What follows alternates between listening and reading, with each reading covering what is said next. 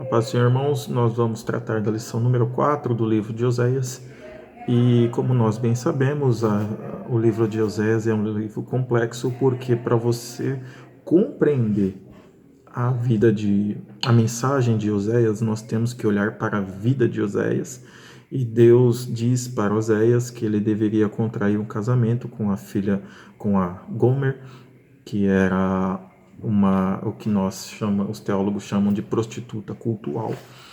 E, e aí ele abandona, a mulher o abandona e Deus ordena que ele vá atrás da mulher e ordena que tenha filhos com ela, e os filhos se tornam uma mensagem, seu casamento se torna mensagem.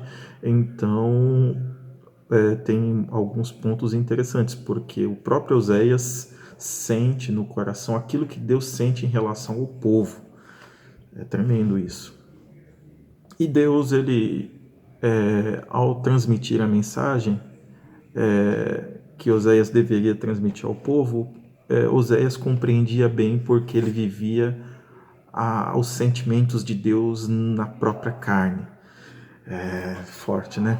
Então, e aí a partir do capítulo 4 e 5, após as tramas do casamento, do vai e volta, Deus vai transmitir uma mensagem para o povo, e aí ele vai mostrar como os pecados de Israel foram multiplicados. E aí, o primeiro ponto da questão, né, os primeiros pontos se põem de duas coisas. Primeiro, os líderes eclesiásticos, os líderes ou sacerdotes eram responsáveis pelo desvio do povo. Então, pelo fato dos sacerdotes viverem para si, e não viver para Deus e levar o povo a buscar a Deus, que isso é um peso. Nas aulas, nas ministrações, eu sempre falo que é o peso de levar o nome de Deus nos ombros. Esse peso os sacerdotes não queriam mais, eles simplesmente queriam fazer a sua parte. Então, eles viviam para si, por isso eles se tornaram responsáveis por desviar Israel dos caminhos do Senhor. Então o povo deixou de adorar. Eles iam prestar culto, mas não adoravam ao Senhor, viviam para si. E aí a Bíblia chega ao ponto de falar que eles se prostituíam. É gravíssimo. Então é muito importante nós atentarmos para isso. E a segunda coisa, que quando Deus fala para Israel voltar para o Senhor, eles até reconheciam esse fato, porque eles reconheciam que o que eles estavam passando, aquilo fazia parte do castigo de Deus, do juízo de Deus em relação a eles. Mas Deus também alerta, fala: olha, eu sei como é o amor de vocês para comigo, é como a nuvem da manhã, passa no céu, está ali no céu, mas veio o primeiro vento, acabou o amor. Então Deus mostra, fala assim: olha, eu conheço o coração de vocês, então não me venha fazer juras de amor, porque eu sei o que habita no coração de vocês. É muito, muito bacana isso, porque mostra que Deus, como eu sempre digo nas ministrações, Deus conhece o oculto e profundo do nosso coração. Bom, e aí a Bíblia também diz, lá no livro de Oséias, capítulo 4, versículo 18, diz assim, que os seus príncipes amam apaixonadamente a desonra. Eles eram perversos porque eles faziam mal, induziam o povo a fazer o mal. Mas você fala, como é que isso acontecia? Eles faziam o seguinte: eles não ensinavam o povo do modo que Deus ensina na sua palavra. Eles usavam a palavra, mas os interesses por trás do ensino da palavra, da ministração do culto, era para interesse próprio dos sacerdotes. E isso é desviar o povo dos caminhos do Senhor. Eles continuavam prestando culto, mas o culto não subia à presença de Deus, porque estava destituído do principal, de fé e arrependimento. E Deus estava conclamando ou enviando uma mensagem ao povo para que eles voltassem ao Senhor. E aí é interessante. Aí no capítulo 5 Deus vai falar assim: olha, Deus reconhece a queda do povo, Deus reconhece que o povo é falho, que o povo é fraco, mas, e assim, se o povo se arrependesse, Deus o perdoaria. Né? Se houvesse arrependimento sincero, Deus o perdoaria. Mas o problema é que não havia arrependimento sincero. Era aquela conversão emocional. Aquela pessoa que ele está ali para nós hoje, né? Aquela pessoa que está presente no culto, ele ouve a palavra entra, ele se emociona, mas saiu da porta da igreja, volta ao que era. É uma conversão emocional. E Deus não quer isso. Deus quer arrependimento sincero. A partir do momento que você se arrepende, você vai mudar de vida. Você não vai praticar as mesmas coisas que você pratica. Então, o que Deus condena os excessos do povo é que é a conversão emocional. Por que a conversão emocional é um problema?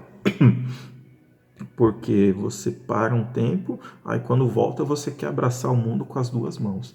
Isso Deus não aceita. Deus não deseja. Porque Deus quer ter relacionamento para conosco. Bom, aí no capítulo 6, Deus vai falar o seguinte, que eles, devido aos acontecimentos que ocorreram ali, ainda por causa da iniquidade, a ameaça de invasão, então eles falam, olha, vamos buscar ao Senhor. Mas o problema é que Deus sabe que eles iam buscar, mas não era de coração. Então aí é onde Oséias clama, olha, sigamos e prossigamos em conhecer ao Senhor. Mas só que o povo não estava interessado nisso. A mensagem de Oséias era: olha, vamos conhecer hoje, conhecer amanhã e depois de amanhã. Vamos viver para Deus. Mas o problema é que o povo só queria buscar a Deus para se livrar do problema. E aí vocês conhecem muito bem esse tipo de prática que nós vemos hoje. Olha, vem fazer isso porque Deus vai fazer aquilo. Então, é só para se livrar do problema e não para ter uma transformação de vida ou viver o evangelho conforme a palavra nos ensina. E aí a Bíblia fala que Efraim, né, que era onde ficava a cidade de Samaria, a Bíblia chamava de pão não virado, ou seja, o que é um pão não virado? Tá aí a Magda e o Edson pode dar depois uma informação até melhor sobre isso. Por que é um pão não virado? Você vira o pão e aí a parte assa e a outra fica crua. E aí o sabor do pão se perde. Então, Deus fala, olha, o problema é que o culto não atinge o todo da vida. E isso é um problema. Isso para nós, isso é uma lição para nós. Se nós formos pão não virado, o nosso culto ele é defeituoso, os nossos relacionamentos são defeituosos. Por quê? Porque é uma dicotomia. Nós somos aqui de um jeito e lá de outro. Né? E nós temos que ser para Deus por inteiro. Bom, vou avançando, tá? Aí a Bíblia fala que nos capítulos 8 e 9, Deus vai, olha, vou punir, isso não vai ficar impune, porque Deus não toma o culpado por inocente. Deus é justo, nós temos que entender a soberania de Deus e que Deus exerce juízo, e Deus aqui está exercendo juízo. E aí ele fala, olha, o problema é que o fato de vocês não aceitarem, não me aceitarem como Deus de vocês, ao qual eu libertei do Egito, ao qual eu permiti que vocês caminhassem 40 anos no deserto, levei vocês, dei vitória, levei vocês à terra prometida, a terra que mana leite e mel, como eu disse que faria, e hoje vocês se rebelam contra mim. Isso tem um preço. E aí quem quiser entender o preço, É só ir lá, Deuteronômio 29. Né? Haveria consequências por causa da desobediência. Né? Então, já que nós estamos num curso de teologia, cuidado com Deuteronômio 28 e Deuteronômio 29. Eles não são para nós, entendeu? Vou deixar bem claro. Serve para nosso ensino, mas não se aplica a nós. Porque se você desobedecer, se valesse para nós, quando você pecasse, não haveria graça. E sim, o cumprimento de Deuteronômio 29, você seria maldito, tá? Então, por favor, né, vamos ler a Bíblia, ou não ler a Bíblia, pensar biblicamente. Volta. Bom, vamos lá. E aí ele vai vou avançando aqui, e aí ele vai falar o seguinte, que no capítulo 10 e 11 ele vai falar sobre a questão da malícia de Israel. Ou seja, o que é a questão da malícia? É que o coração deles, do povo, não é de uma pessoa, é do povo como um todo, tinha prazer em pecar. Tinha prazer em tinham prazer em viver distantes de Deus. Eles não se incomodavam com isso. A questão é que se, por exemplo, nós estamos passando por uma situação e aí a gente percebe que está um pouco distante de Deus, e a gente percebe, meu Deus, olha, eu preciso voltar, né? Eu preciso voltar ao primeiro amor, eu preciso buscar mais ao Senhor. E Israel, para eles, isso, se estava longe, se estava perto, não fazia diferença. O importante é ir lá e fazer a sua parte. Isso é muito, né? Isso traz muitas coisas as quais eu não posso ficar falando, porque eu sei que eu tenho que me concentrar aqui, né, no vídeo. Então, e aí no capítulo 11, o que acontece? Deus, ele vai exercer o juízo para com Israel, mas ele fica com o coração em pedaços. É igual um pai ou uma mãe que vai bater no filho e aí ele diz assim, isso vai doer mais em mim do que em você, porque o seu coração está despedaçado. E aí fica aquele versículo famoso que está lá em Oséias capítulo 11, que diz assim, como eu te deixaria, Efraim? Como eu te entregaria, ó Israel? Como te faria como a Admá? Como fazer-te um Zeboim? Meu coração está comovido dentro de mim. As minhas compaixões, uma a uma, se acendem. Então, Deus ele vai entregar Israel aos seus inimigos, mas Deus faz isso não porque Deus é um Deus caprichoso, você errou e eu vou... Não, ele faz isso como uma forma de castigo justo por todas as ações praticadas pelo povo de Israel. Então, como é que a gente sabe que o coração de Deus é misericordioso? É que, olha, vocês irão para o cativeiro, mas eu continuarei a ser o seu Salvador. O meu amor por vocês não se acabou e vocês vão voltar para mim. Mas do jeito que realmente o relacionamento entre mim e vocês deve ser, entendeu? Então, você será castigado, mas não exterminado. As nações que foram castigadas foram exterminadas, mas Israel não. Israel seria castigado, mas não exterminado. Ou seja, o nome de Israel não seria extirpado ou eliminado da face da terra. Eles voltariam para o seu lugar, o lugar onde Deus havia prometido. E isso é algo tremendo. Ou seja, havia uma mensagem de restauração da parte de Deus.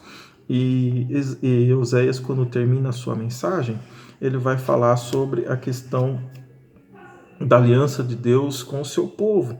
E aí ele fala o seguinte, que vocês estão pecando sem parar, né?